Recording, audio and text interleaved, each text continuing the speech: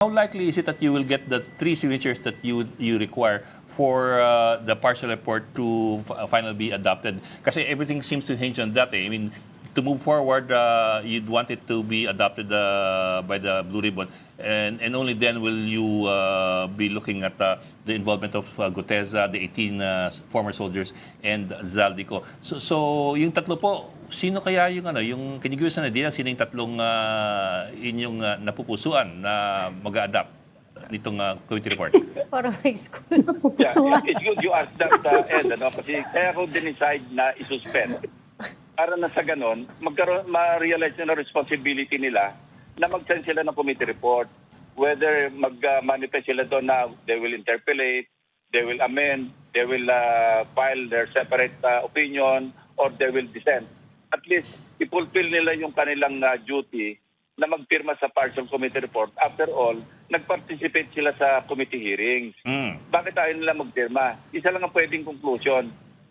Para hindi lumabas yung committee report. Now, kaya ako confident na makakabuo kami ng at least 9 kasi pumasok na si Senate President Soto. Sabi niya sa akin, tutulungan na lang kita kasi alam ko nahihiya ka makiusap sa mga kasamahan natin. Ako na makikiusap sa kanila na kung pwede pumirma naman sila. Well, ako, I don't expect any member of the minority bloc to sign kasi nag-express na sila. Ayun nila kasi I'm very sure kasi at least isang member ng majority, yung new majority sa ngayon, umamin na siya kay Senate President Soto na nakapag-commit siya sa isang dating kasama niya sa dating majority na nasa minority ngayon na hindi siya pipirma. So I can just, speculate na yung ibang mga kasama namin, baka kinausap din ng ibang nasa minority ngayon kung pwedeng wag pumirma kaya hindi kami makabuo. So kaya ako naisipan na naka-hinge doon yung resumption ng mga hearing doon sa makabuo ng signatures para naman ma-realize nila meron silang duty, meron silang responsibility na mag-sign ng committee report. Ngayon, maganda yung pangyayari, development na nahuli si Zaldico para na sa ganon, nasa sa kanila na isondem, parang nasa balikat na nila na gusto nyo ba ituloy ang ating pagdinig at ma-imbestigahan si Zaldico o hindi. Medyo yung bigat na yun nakaatang sa kanilang balikat para magpirma sila. So yung tatlong ito na napupusuan ninyo, sila hindi miyembro ng minority ngayon. Sila Majority.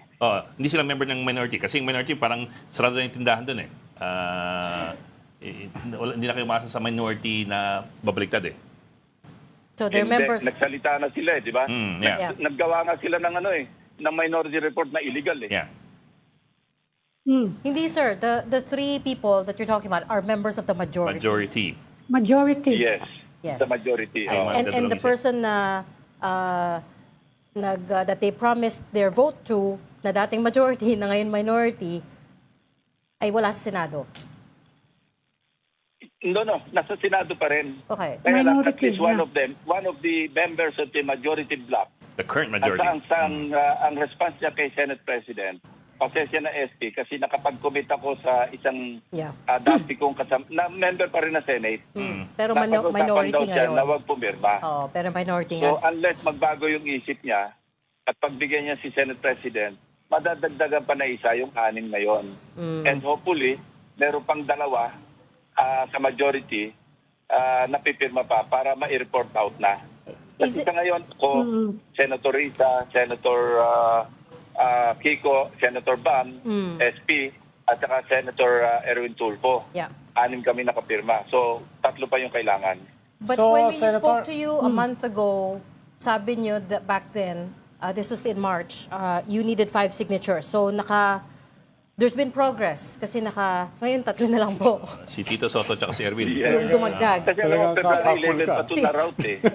Si Senate... February 11 pa ito na route. It's more than 2 months Parang- na nakatenga Oo. yung partial committee report na nandiyan sa kanila eh. Meron kami PDF na pinadala. Yeah. At ang sinabi namin sa mga staff nila, kung ready kayo pumirma, ipapadala namin sa inyo yung hard copy para mag-affix kayo ng signature. Yeah. So there's been progress, sir. Pero safe to say, ang hirap to convince your colleagues to sign the report? Kasi... Pero Senator, very confident yung pagkakasabi nyo na maabot nyo yung 9 na majority. Pwede niyo bang ibulong kay Reg kung sino pa yung possible na tatlo? Kahit kay Reg lang. Parang we can guess naman. Ito. Kung sino Gusto pa yung basahin ko members, yung di ba? Na mga hindi pa miyembro. Yung tatlo na posible Pero pumirma. Senator, ano ba Sinabi talaga yung kong main confident. beef nila? Ano ba sabi, bakit ayaw nilang pumirma? Kasi nung una, parang technical lang yung nire-raise nilang issue eh. Kasi pinadala niyo daw eh. Hindi yung yung actual na pipirmahan. Ngayon, ano naman yung Hindi, rason hindi. dahil nakatenga Ano lang, ng dahilan 2 lang buwan? yun. Ano yung main beef? Dahilan lang yun, Ami. Ano Dahilan ngayon lang yung, nila yun ano ngayon na reklamo ang nila? talagang reason nila, yung language. Pinalitan ko na yun. Sinopen ko na Yes, I remember. without sacrificing the intent. Oo, No? I remember. Kasi ang nakalagay sa Oo una nga. naming draft na pinadala, kaya nag-withdraw na ng signature, recommending filing of charges, which also means Yeah. the same thing. Kasi hindi naman kami, bilang Blue Ribbon Committee, hindi naman kami pwede mag-file ng information sa court. Pag sinabing we are recommending filing of charges, it's the same way of saying na we are recommending preliminary investigation. So pinalitan ko na yung language, halip na recommending filing of charges, recommending preliminary investigation. So pareho rin ang meaning Pero doon. ayaw pa rin nila eh. Anong problema nila ngayon? Ayun na nga. Dahil binago na yung Hindi, lingwahe. at sabi ko nga, kung ibebase ko doon sa reason na binigay nung isa na nakausap ni Senate President, nakapag-commit siya sa isang member na Senate na dating kasama niya sa majority, sa old majority, na hindi siya pipirma. So, So, mukhang yung iba, tingin ko lang, ganun din.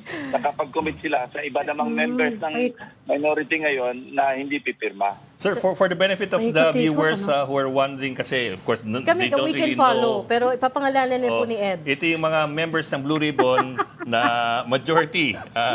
Okay. Teka. Of course, si Chairman Ping Lacson, Vice Chairman Erwin Tulfo, Deputy Majority Leaders JB Ejercito, Rizon Tiberos, tapos ang other members of the majority, si Bam Aquino, Pia Cayetano, Win Gatchalian, Lito Lapid, Loren Legarda, Kiko Pangilinan, Rafi Tulfo, and Mark Villar.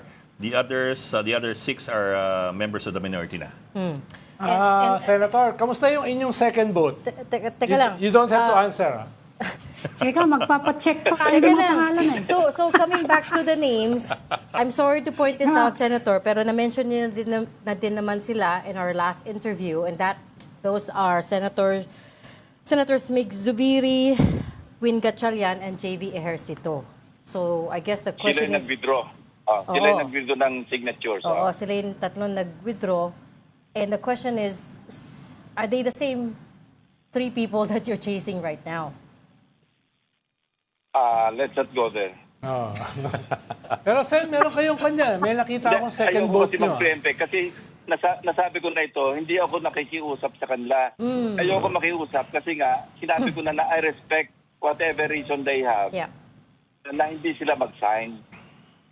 Kasi iniiwanan ko na lang yung sense of duty or sense of responsibility nila kung magsasign sila o hindi. Ako nga, kung lalapit sila sa akin sa floor habang nagsasession, Sen, baka pwedeng pakipirma itong aking committee report. Even without reading, nagpipirma ako kasi babasahin ko naman yon bago mag-period po interpellation. Saka, pagka hindi ka naman mag-indicate na mag-amend, mag-interpellate, kung ano man, pwede ka naman mag-interpellate eh. Pwede ka naman mag-amend eh. Maski nga hindi ka member, pwede ka mag-interpellate, pwede ka mag-amend. Yeah. So, Senator, yung sinasabi nyo, hinihingi nyo yung kanilang sense of responsibility at saka ano pa yon? Isang sense? Sense of duty. Duty. Ayun. May comment na naman. Ano? Wala. Finish your sentence. In-emphasize ko lang. Finish your sentence. Sense of duty at saka sense of responsibility. No? Yeah. Hindi kasi ganito, Sek, no? Member sila, nakikinig naman sila o nagpa-participate sila sa hearing. So hindi ko mawari kung bakit hindi magpipirma. So there must be a compelling reason kung bakit ayaw nila magpirma. And iwanan ko na sa kanila yun kung ano yun. Parang alam ni Reg kung ano yung compelling reason. Ba't ayaw nila pumirma? Dumaan ang anghel, oh. Yeah. Hindi, pareho iniisip natin. Huwag na lang natin sabihin. Kasi alam mo, pero kaming rule sa Senate na huwag kang Of course. mag-impute Oo. ng Yeah. motive Yeah. sa kasamahan mo.